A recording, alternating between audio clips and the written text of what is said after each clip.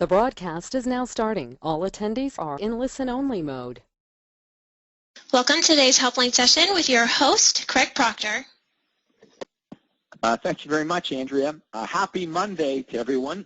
It is exciting. I'm hoping that all of you are thinking over the weekend, thank goodness Monday is just around the corner because I get to go to work.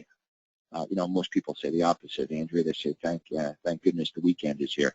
But we want to make your real estate business fun. We want you to be looking forward to getting up every day and enjoying what you do. So that's what this program is all about. Now, for some of you, this may be your very first helpline call, and that's what we are going to do is help you today by answering any questions you have. And you can ask questions about any part of the system. Your questions could be pertaining to lead generation. Your questions may be pertaining to what to do with the leads, how do I follow up with the prospects. It may be objections that you're getting from buyers or sellers. It may be about the listing or buyer presentation. It might be problems you're having with your broker or agents on your team. You decide. So there's two ways you can ask me questions. You can type your questions into the chat box. So questions or comments can go there, or you can raise your hand and you can ask audio questions. And Andrea, remind especially our new members how they can do that. Yes, sir. If you have a working mic on your computer or device, or you're on the telephone, you can click the hand icon you see on your webinar control panel. It's going to be a little yellow hand. It's going to be at the top left or right-hand side, depending on how you have your device set up. But just click that hand. If you can't find the hand, you can type, please open my mic in the chat box, and we can also do it that way. Okay, the thing we're not going to do today is we're not going to do role playing, okay? So I see some of you are typing in, well, let's do role playing. Let's save the role playing for Thursdays.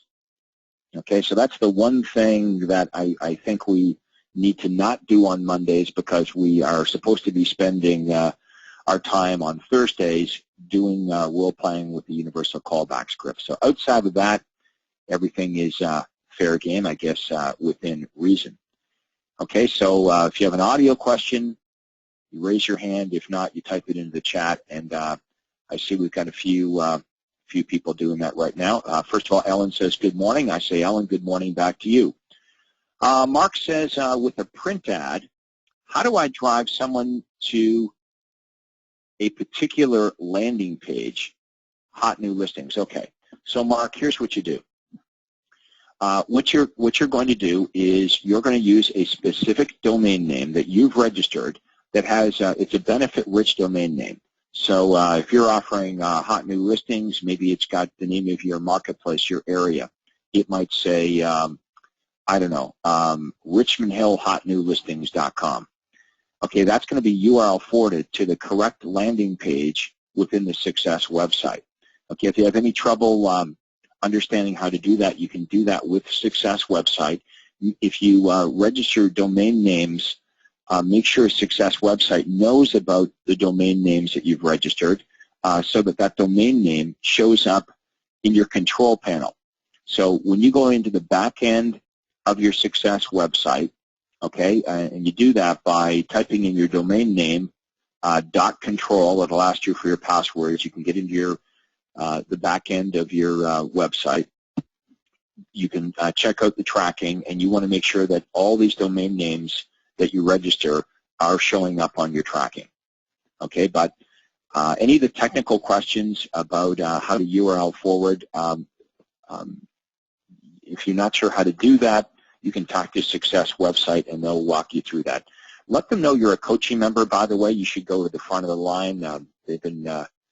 They've been asked very politely to take very, very good care of everyone that's in the coaching program. Okay, here's a question from Cheyenne, I think it is. If a lead comes to my website and tells me that he's under contract with a realtor, is there any point for me to call him? Well, sure, I would call back and make sure that they are 100% committed to the realtor. Okay, even when I'm asking them over the phone, are you committed to, do you have a realtor to help you when the time is right? If they say, well, I have a realtor, I say, well, are you 100% committed? You know, if it's a buyer, have you signed an exclusive buyer agency agreement with that realtor? If it's a seller, have you signed a listing contract? If they haven't, then I'm going to say, well, you know, there's a tremendous difference between real estate agents, how much, what they do and how much they charge to get the job done. Do you think you might be open to meeting with me as well? Okay, you want to shake the tree a bit here and see if they are, in fact, 100% committed. Keep in mind, the prospect may just check that off on the website, so they don't, hoping that they won't get a call from a real estate agent.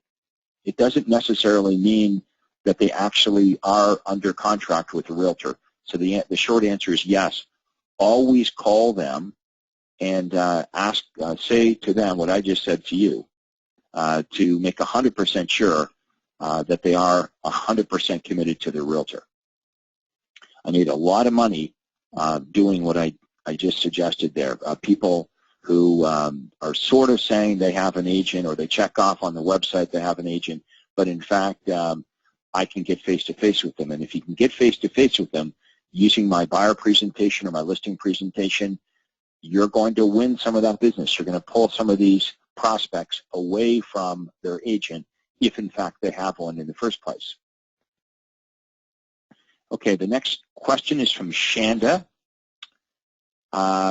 Good morning, Craig. My non-branded website was set up on Friday. However, it does not look exactly like yours. And when I asked why, they told me that yours was going to be changed. Okay.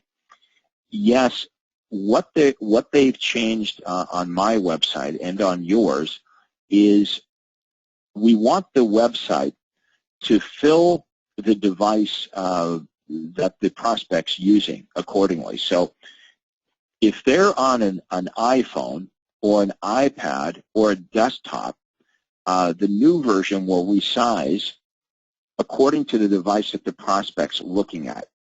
If you go to your Success website and you're on a desktop and you make the window smaller, you'll see that the landing page will change to fit the size of the device it's on. And since we know that over 50% of prospects are going to be visiting your website on a smartphone or on an iPad, it makes sense that this is very user-friendly. So yes, you will find that my site will be getting upgraded, and I believe most of you, if not all of you, by now should have the new site that will fit perfectly regardless of what device the prospect's looking at. Okay, Richard Moss is asking this question. He says the hotline script asks for an address. Should we ask for an email address in the main greeting? Well, I really don't want an email address, Richard. What I really want is their name, and I want their home address, and the system's going to capture their phone number. But if you ask them for their contact information, including their name and their address, even if you don't capture their phone number, if you've got their name and their address, quite often you can go to 411.com, you can use a reverse directory, and you can find their phone number. You see, if we just ask them for the email address, okay, and we don't have a good phone number for them, and we don't have their address, we're never going to find a phone number, which means we can't talk to them. Okay, if we have their email address, we can't speak to them. If we can't speak to them, we can't use the universal callback script. If we can't use the universal callback script, that means we can't determine their motivation and timing, and we can't book an appointment. So simply having an email address without a phone number, it's not great. Now, sometimes, Richard, they will leave their email address as well as part of their contact information. They'll say, you know, my name is, my address is. Remember, we need the address because on the hotline we're mailing the information to them, and they may leave their email address as well.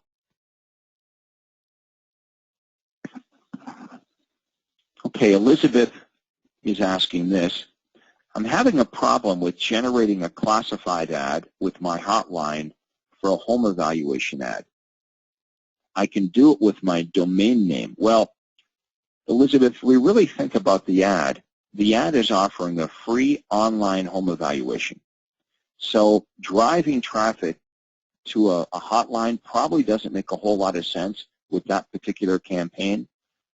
You know, if I'm a seller prospect and I see an ad offering a free online home evaluation, I'm kind of thinking I should go to a website, right? Not a phone number. So you'll notice if you take a look at my ad offering the online home evaluation, that is one of the few exceptions where I do not have a hotline. Okay, and 99% of the campaigns, it is true that you should offer a hotline and a website, but Andrew is going to pull the ad up here now. You'll see there's my ad, only a domain name, YorkRegionHomePricing.com.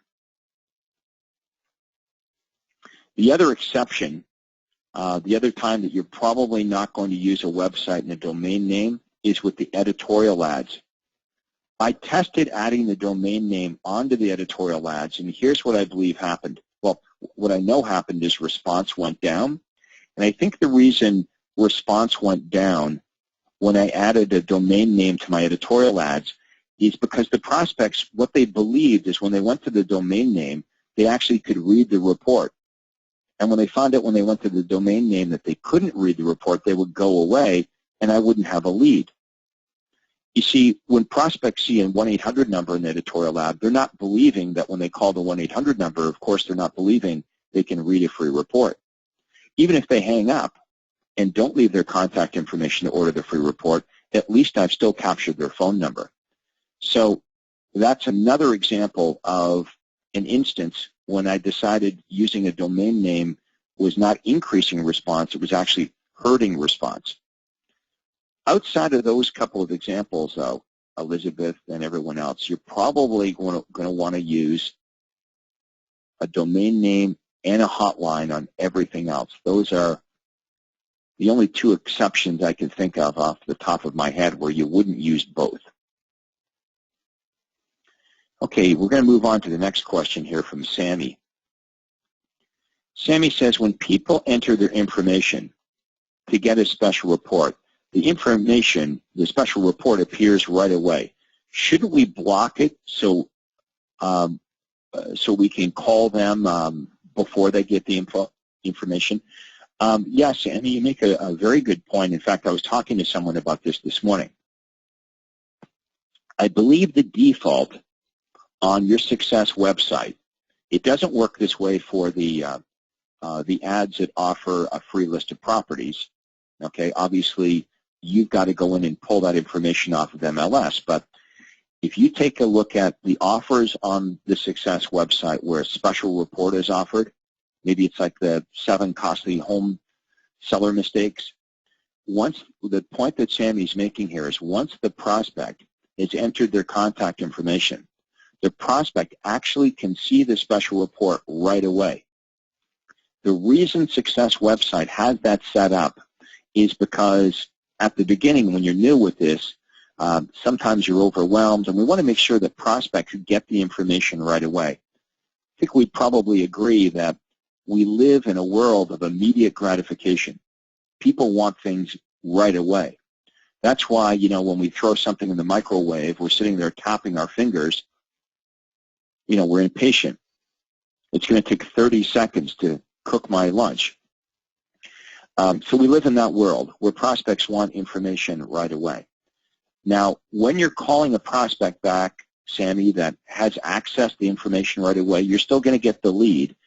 You're going to have to make a slight change to the universal callback script, and you might say, hi, this is Sammy calling from ABC Realty, and the reason I'm calling is I noticed that you access the costly home seller information on my website, and I just wanted to follow up with you to see if you folks had any moving plans in the next 3 to 6 months.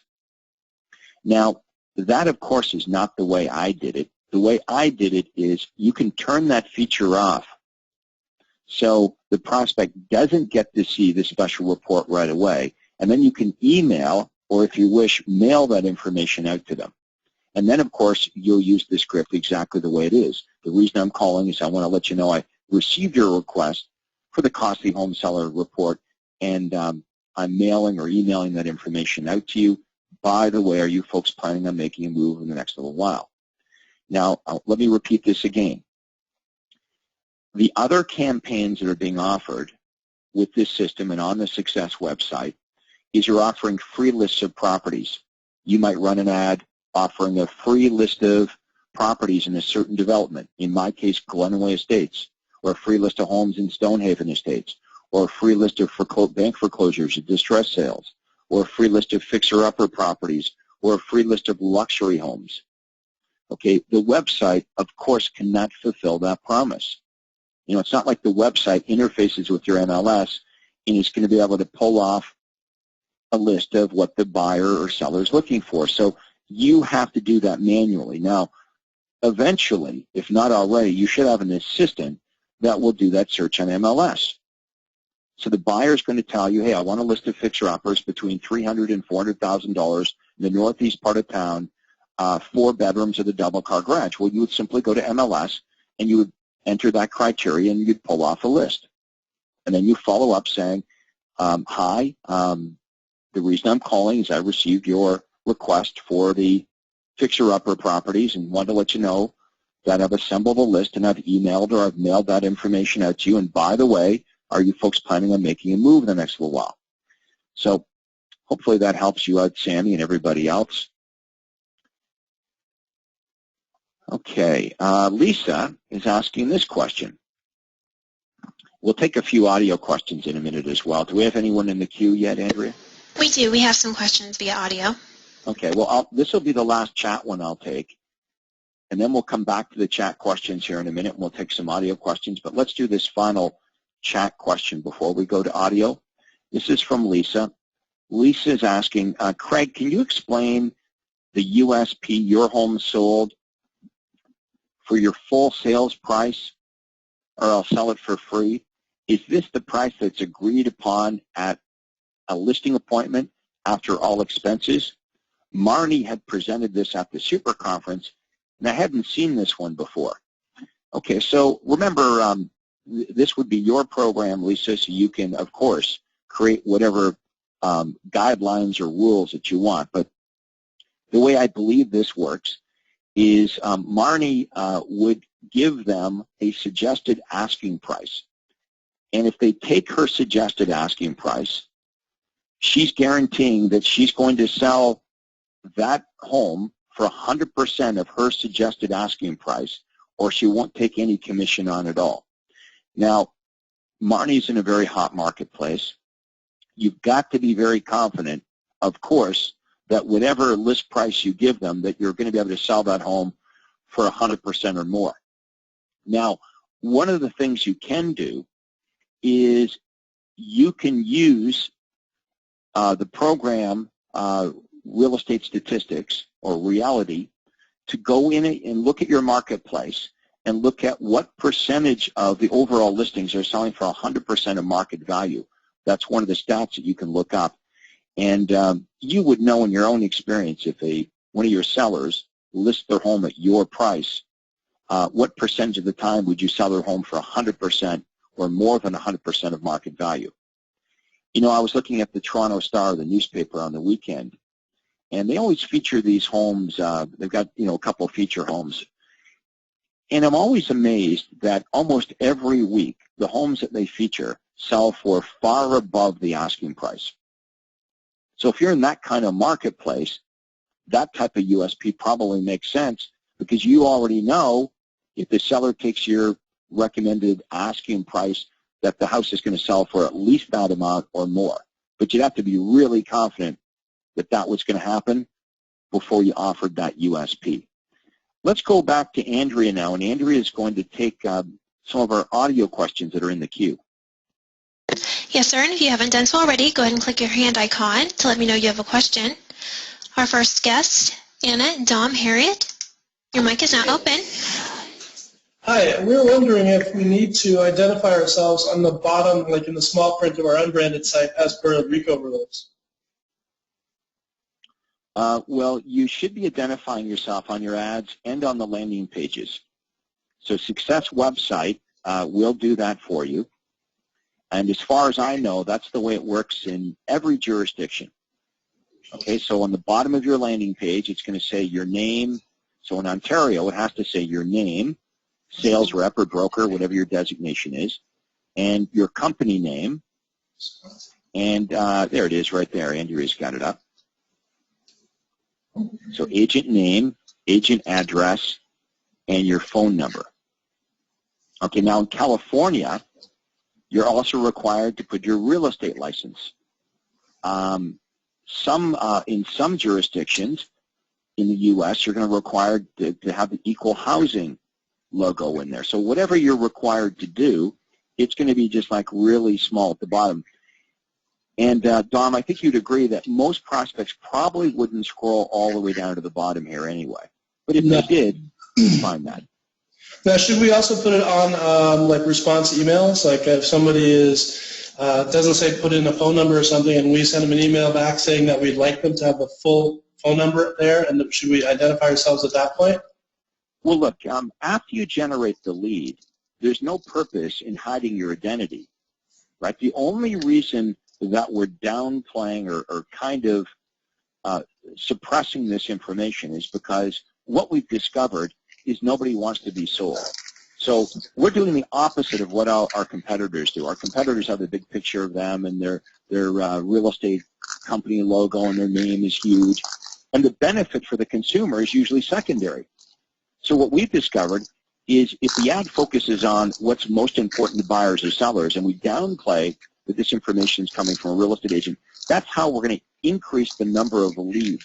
But once the prospect raises their hands, all your communication once you've got the lead, of course, should be about you and your unique selling proposition. So the emails that we send out are going to clearly say that this information came from you, your real estate company, and then, you know, what is so special about you? What's your unique selling proposition? Right, okay. Great, thank you very much. All right, thank you. Good question. Let's use next. Yes, sir. Our next question comes from Gary and Catherine Griffin. Your mic is now open. Good morning, Gary and Catherine. Oh, good morning. How are you this morning, and what is on your mind? Hey, okay, so we are having great success. Okay, what's on my mind is we're having great success at setting buyer appointments from our ads. We're having horrible time getting these buyers who we set appointments with to show up. Okay. You're cutting. I mean, seriously, I think of all the buyers. You're generating lots of leads, but you're having difficulty getting the buyers who agree to meet with you to actually show up. Correct. We've had one buyer show up, and we did sign a contract to that buyer. So that everything that we're being taught through your coaching is working, except getting the buyers to show up. So I think it's me. Let me ask you this. How often is this happening? So does this happen, like, how many appointments have you booked? You said only one showed up, but out of how many? 6. 6, okay. So, yeah, even in baseball, that's not a good batting average. So 6 appointments, but only one of them showed up. Okay, so let's talk about what could be going wrong. Were these appointments with buyers or sellers? Buyers. Buyers, okay. Now, the buyer perhaps doesn't understand what you're offering, and they're saying, okay, no problem, to get rid of you, to get you off the phone.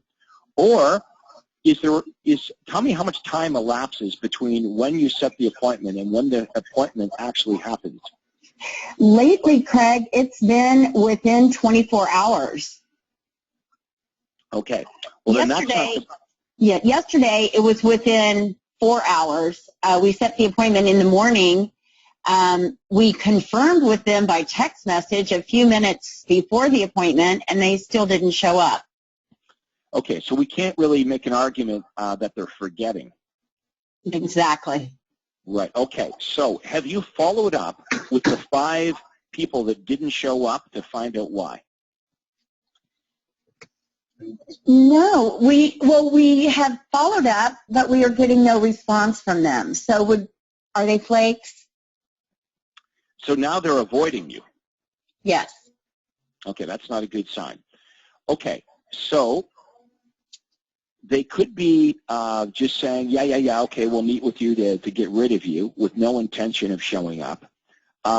Perhaps it comes down to they don't really understand the benefit of meeting with you. So I'm going to put you on the spot here a little bit, Catherine.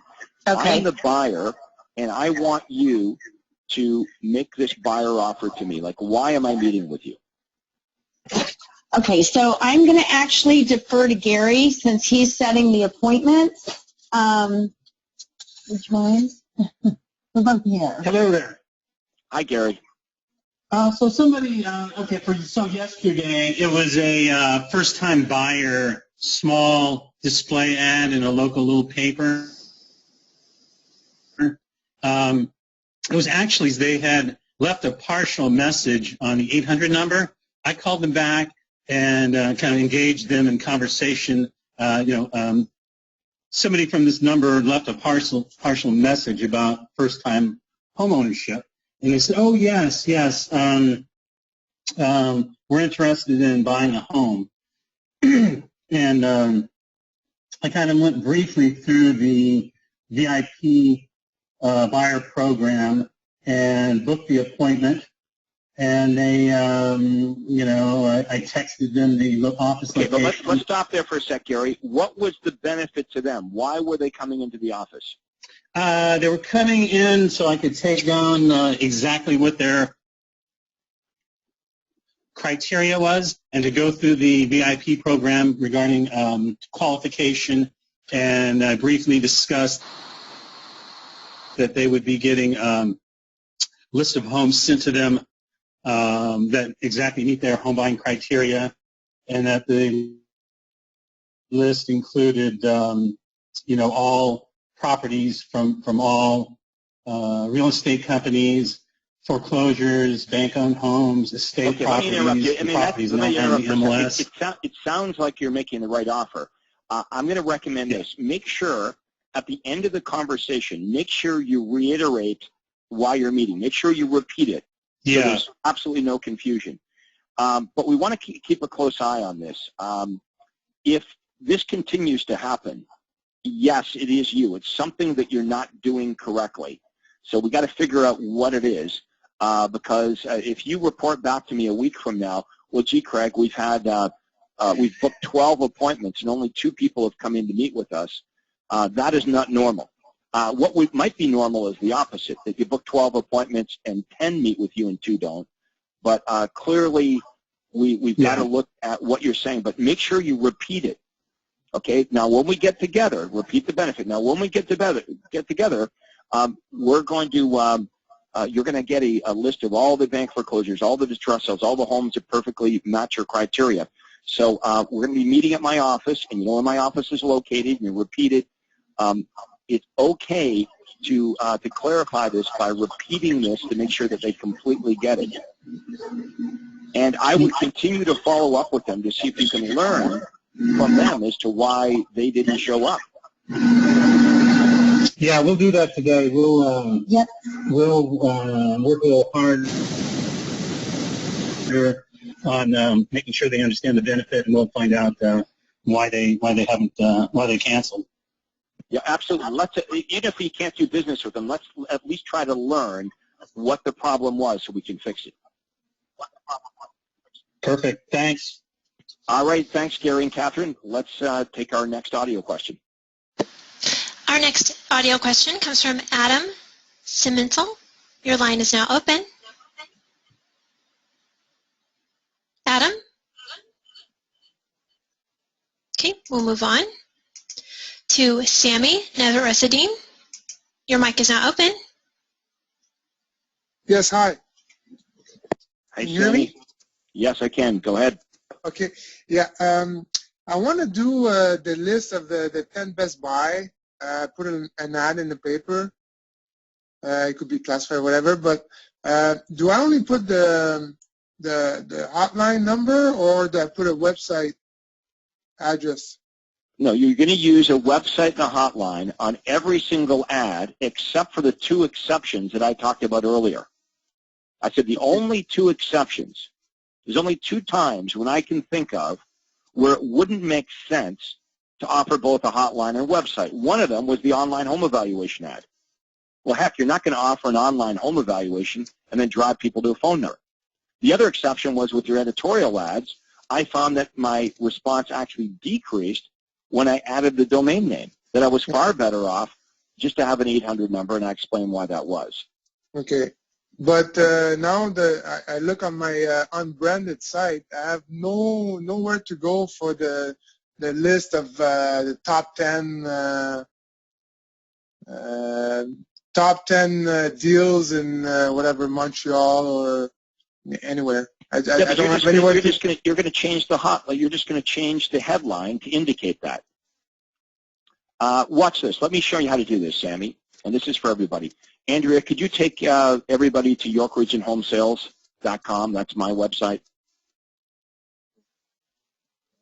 Okay, so Sammy's saying, look, if I run this 10 best buys, Craig, you got no landing page for that. What do I do? So I'm going to show you how to do this. So there's mine. Okay, now let's look down. Where do we click on buyers? Okay, so go to the top left-hand corner. See those three little lines? You got it, Andrea. Let's click on that.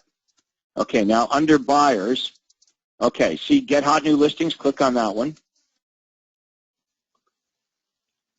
Now it says beat out other buyers to hot new listings. So Sammy, let's create a headline for you. What do you think your headline should be there? Okay. Well, I don't have the. Well, what does your ad say? But is it like no? I'm trying to look for that that page there. I don't have it. Well, you should have it. Yours should look like mine.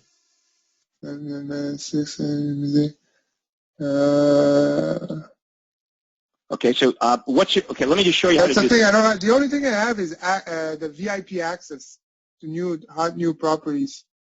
Right, okay, so you just change the headline on that. That's what I clicked on, by the way. So what does your ad offer? Yeah, what does your ad offer? Well, my ad wants to offer the best deals in the city that I'm going to pick.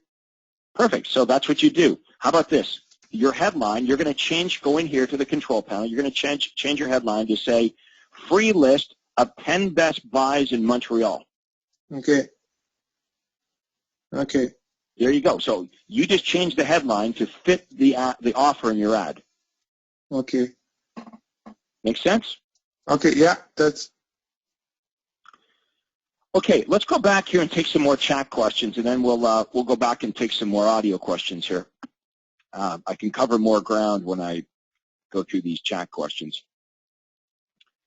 Let's find out, where did I leave off here? Okay.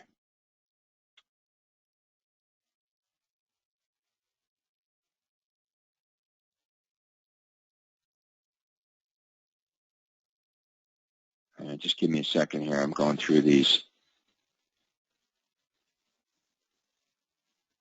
All right, Michelle is asking this. Hey, Craig, when the prospect only leaves their home address, are you allowed to call them if they're on the National Do Not Call list when you have captured their phone number?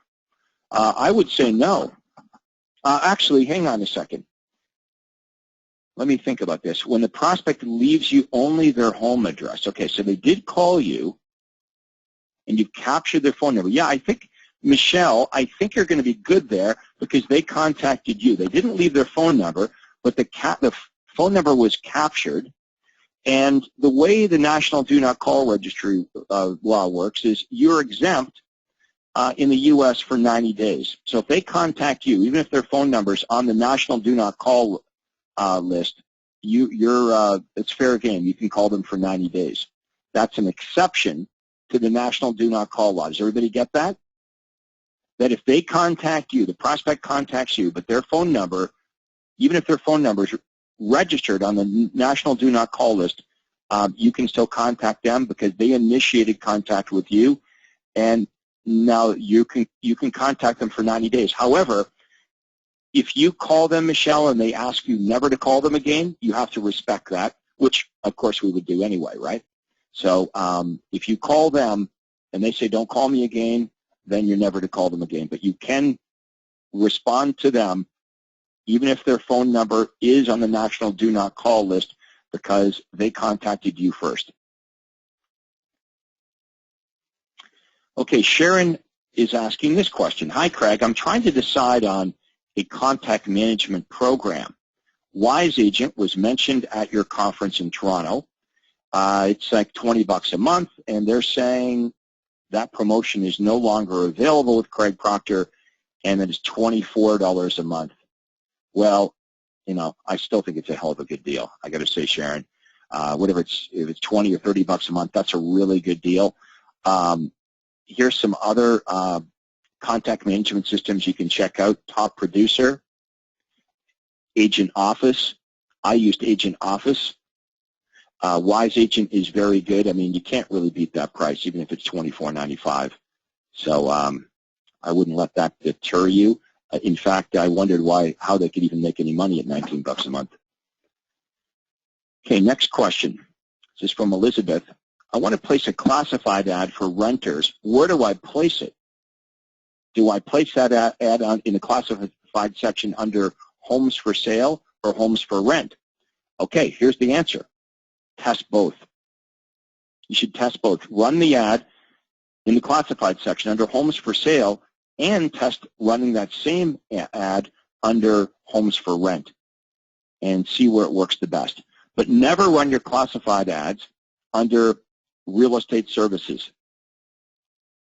Sometimes the newspaper wants you to run your ads under real estate services. That's never going to work for you because that's not where buyers or sellers are looking. Okay.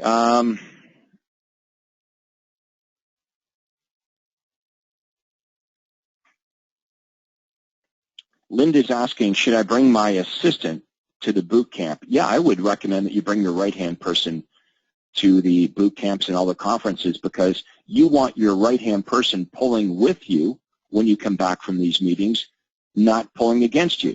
And that's the problem, right? Those of you that have an assistant, you already know that, right?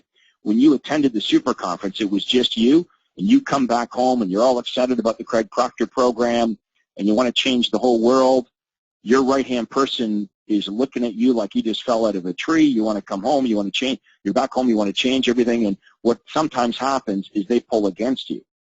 And you want them on the same page as you. You want them pulling with you. Okay, Naira is saying, Craig, I haven't received an email yet for my web page. Should I contact them now or give them a few more days? No, I would be all over Success website. If they haven't contacted you yet, you need to be aggressive with this. You need to call them. Okay, you can't be. You need to be proactive. Call them. Let them know that you're in the coaching program and that you need to get the website up and going because without the website, you can't run any of the ads.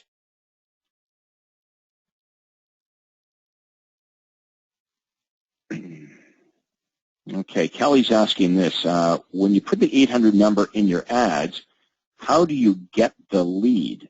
By phone or by email? Well, your choice. You can have it set up so that email, Kelly, is going to go right to your smartphone. Okay, now, you want to talk to AMS about that. I mean, that's a good question. I'm glad you brought that up because some of our members, they don't really think about this. They use the hotline and then they think that somehow magically the leads are going to pop up on their smartphone. Well, they can, but you got to make sure that that happens. I sometimes have heard from members this. After weeks of being in the coaching program, they're saying, well, my ads aren't working. And then we find out there's all kinds of prospects that are visiting their website and leaving messages and calling into the 800 number and leaving messages, except for the coaching member doesn't know that. They don't think they're generating any leads, and in reality, if they just knew where to find the leads are piling up. Make sure these leads are being sent to your smartphone from the hotline company and from the website company. And then you're going to call them back when you can.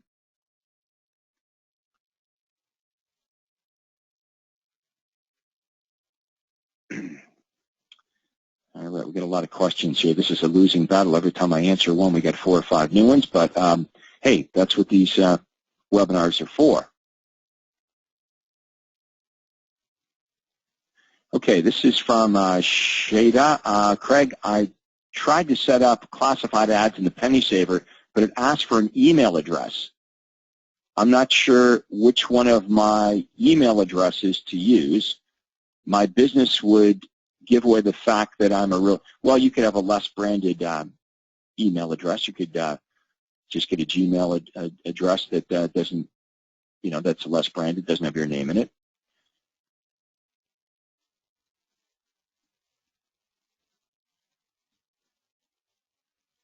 Okay, I apologize. I'm reading some of your questions and I don't understand it sometimes, so I got to read it over again. So,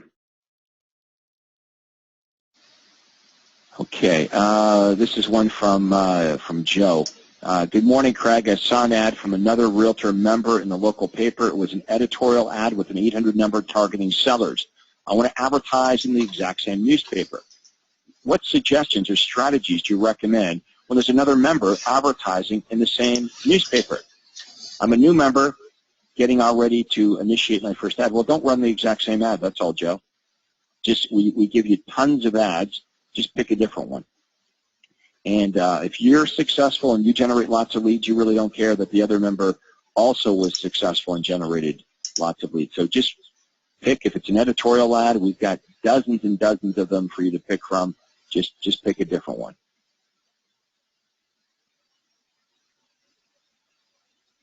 All right, here's a question here from Manuel. I have had 240 leads in the past 3 months and spoke to 120. And with that, we made one appointment and we signed one buyer to an agreement. Is it us or the lead quality? Well, I'm going to say it's you, because I want you to think about this. Okay, so I want everyone to get this. You got 240 leads. That means 240 prospects jumped through all these hoops. They responded to an ad. They typed in the URL. Okay? They visit your landing page. Now, who's going to do that? And who's going to go to the landing page and give up their contact information? The best prospects are going to do that. Okay? People that aren't interested are not going to be jumping through all these hoops. And of the 240 leads, half were never spoken to, so only 120. But if you speak to 120 prospects that have requested the kind of information that we're offering in this program, now think about the information we're offering. It's only of real interest to real prospects. Who else would want to know an area home sales report or what mistakes to avoid before buying or selling real estate? If you've only booked one appointment out of 120, yeah, I got to say, we got to do a better job of what you're saying when you're speaking to prospects, because clearly we got a problem here. So I hope you're coming to our upcoming boot camp, because we are going to work on that. Do you remember me at the super conference saying generating the leads with my system is the easy part? I said the Achilles heel, the difficult part was following up with the leads, okay, and compelling, qualifying them and compelling the people you speak to want to meet with you.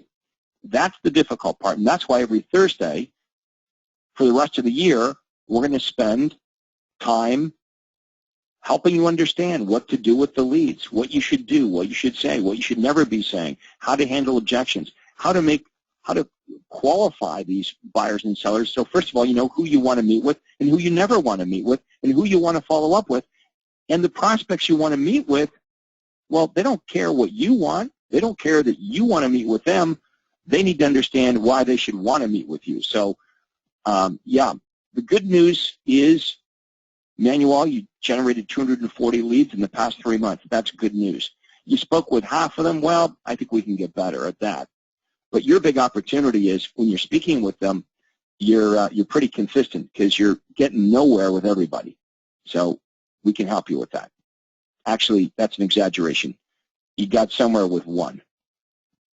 But clearly, one out of 120, that's not good. Okay, some more questions about, well, someone's asking, should I bring my broker to the boot camp? Yeah, sure. Yeah, bring whoever you want with you. If you feel that this is somebody that's an integral part of your business, they're welcome to come. I mean, I want to help you. That's what the boot camp's about. It's an entire day of me focusing on your business. No one's there to sell you anything. There won't be any vendors there. It's going to be me and teaching you what you need to know, answering all your questions, doing what we're doing now, but in person and for an entire day.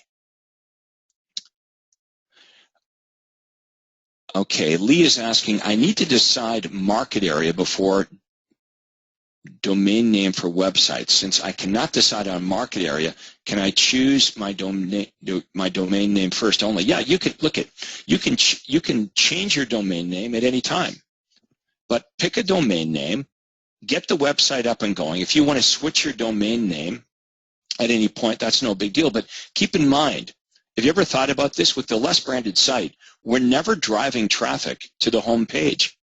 We're always driving the buyers and sellers to one of the landing pages within the less branded site. So Andrew, if you go to my website at YorkRegionHomeSales.com, I'm in York Region.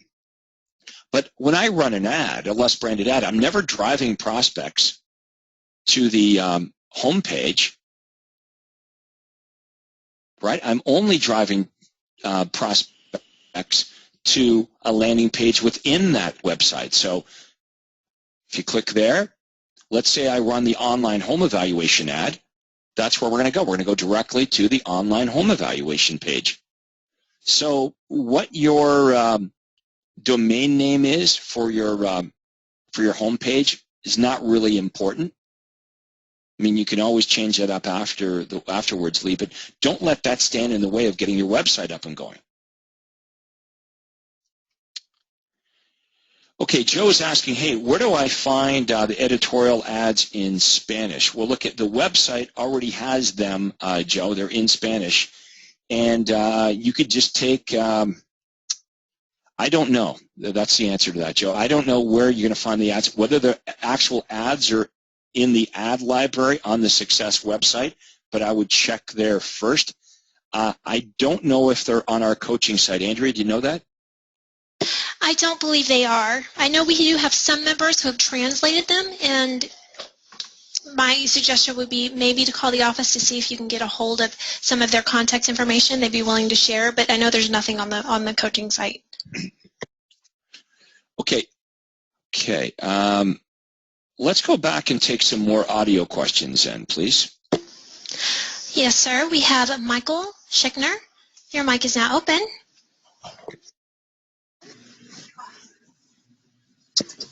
Michael, say hello. Okay. Hold on one moment. I believe he took himself out of the queue and make sure his mic is muted. Okay, we'll go on to Maria Sierra. Your mic is now open. Yes, I am here. Hello, Maria. Hi, Craig. How are you? Good. What's on your mind today? Craig, I have a question for you. I just started, and I got 2 leads in my website, and they just left to me a phone number. I called, they never answered, and the email. So should I send something to the email address? Was for a landing page that saying is for first time by email while I get a hold of them? Okay, unfortunately, your audio cut out for me that time. Andrew, did you hear that? I did not hear that, but I know she typed her questions Yes. in the chat. Oh, there she is. Okay, so repeat your question again. The question is, I got 2 leads in my website, and they left a phone number and the email address. I tried to call them, but never I got a hold of them. So should I send something to them while I get a hold of them? Yes. Yeah, I think you, okay, so Maria says, look, I've got a couple leads. I can't get a hold of them. Should I still send the information? Absolutely, because let's say it takes you 3 or 4 days to reach them. If you wait until you reach them to send the information out, that's sort of a bad reflection on you, right? They're going to think, well, that's not very good customer service. Remember, we always want to keep our promise here. Whether we end up reaching them or we don't end up reaching them, our promise that we made is we're going to send you the information that you requested. So that should always happen, regardless of whether you ever reach them or how long it takes to reach them. Because when you finally do reach them, wouldn't it be nice to be able to say, oh, hi, Marie, I just wanted to let you know that I received a request a couple days ago, and I've already sent you the information. And by the way, I wondered if you folks were planning on making a move. Okay. Thank you. Okay, so the information should always go. You don't have to wait. Do not wait until you actually reach them, because, as you know, some of these prospects, it may take you days or weeks to actually reach them. Okay, yeah, I understand. Okay, thank you. Okay, Pamela is saying, hey, Craig, I just want to be sure on this. When we leave a message, when do we leave a message?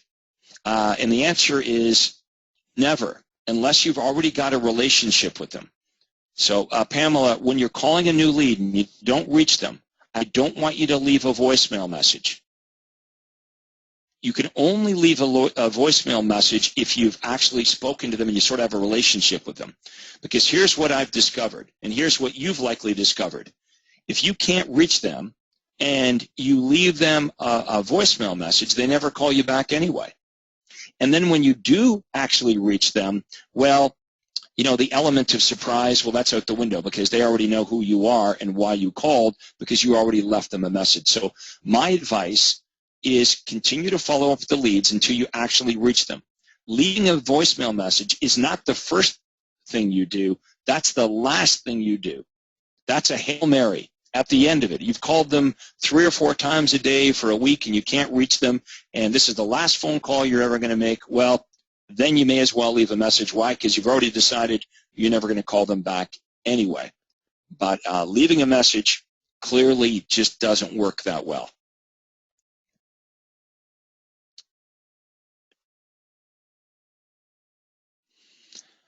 Okay, let's go back and take a couple more audio questions, and we are running out of time here, so we're going to wrap this up in the next few minutes. Yes, sir. We're going to go to Adele Langdon.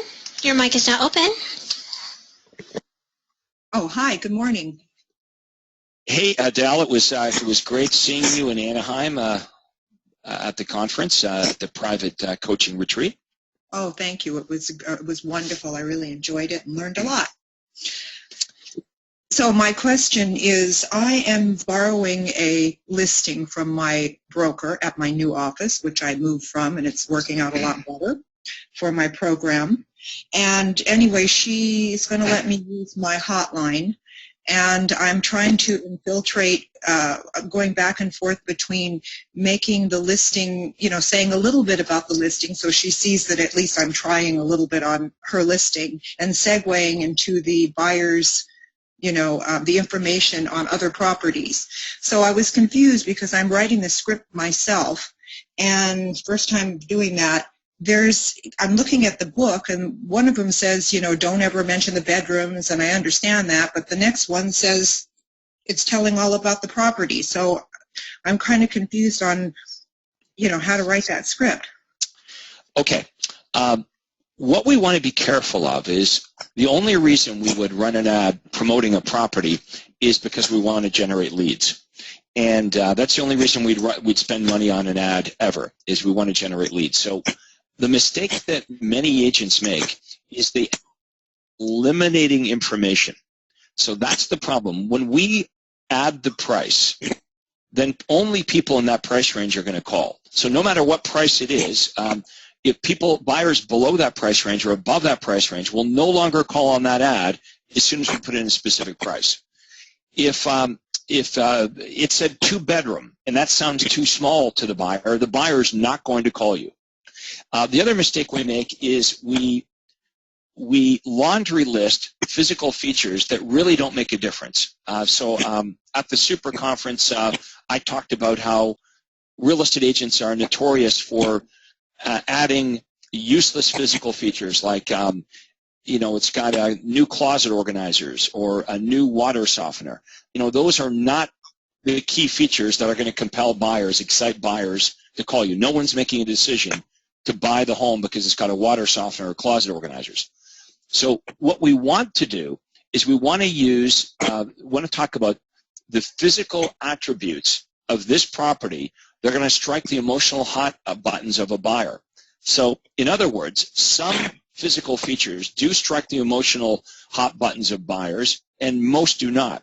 So if your property had a cozy family room with a fireplace, that paints a picture.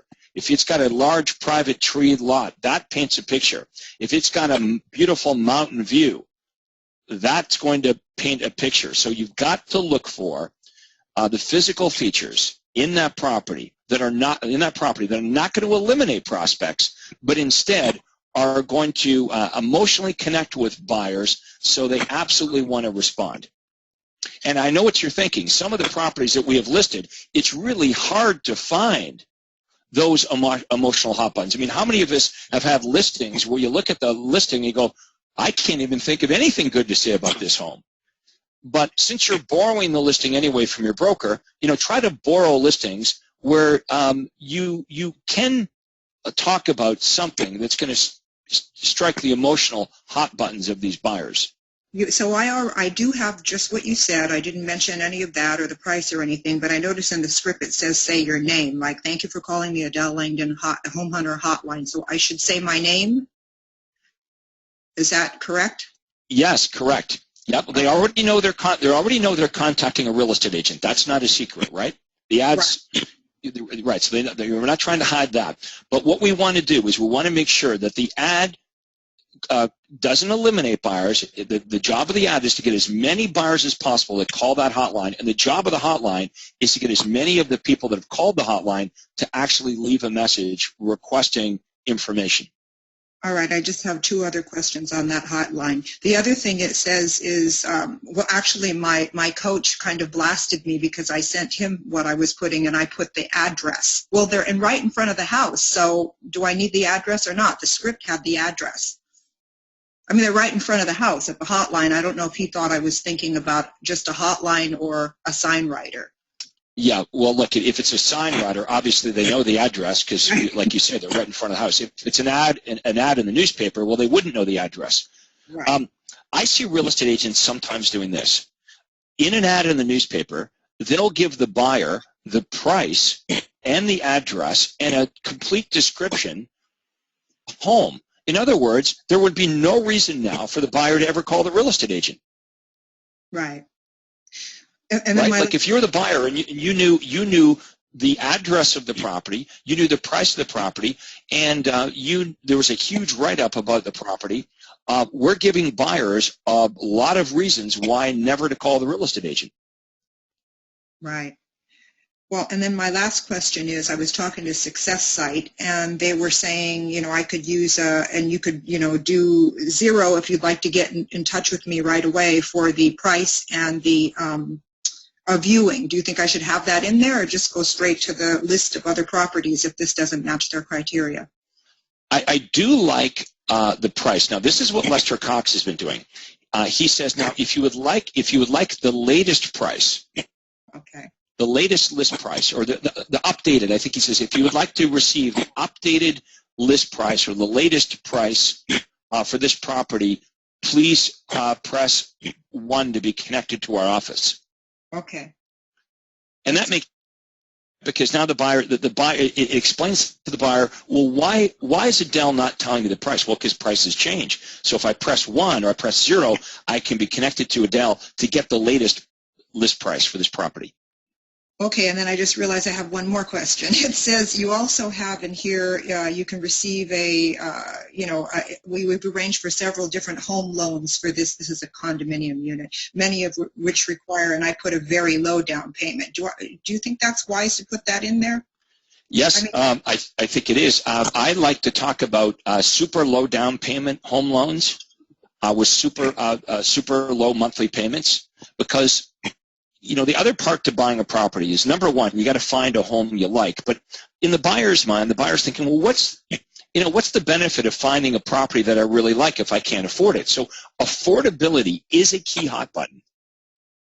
even if it's a penthouse, you know, even if it's kind of expensive? You can look at, that's the nice thing about this. You can test it in and you can test it out. But look at, even wealthy people sometimes you know, they want to save money too, right? They maybe they're buying this property. They might have a lot of money, but there's other things that they're investing their money in. We don't know. So it's easy to test the financial information in the script and out of the script. Okay, well, that's very helpful. Thank you very much.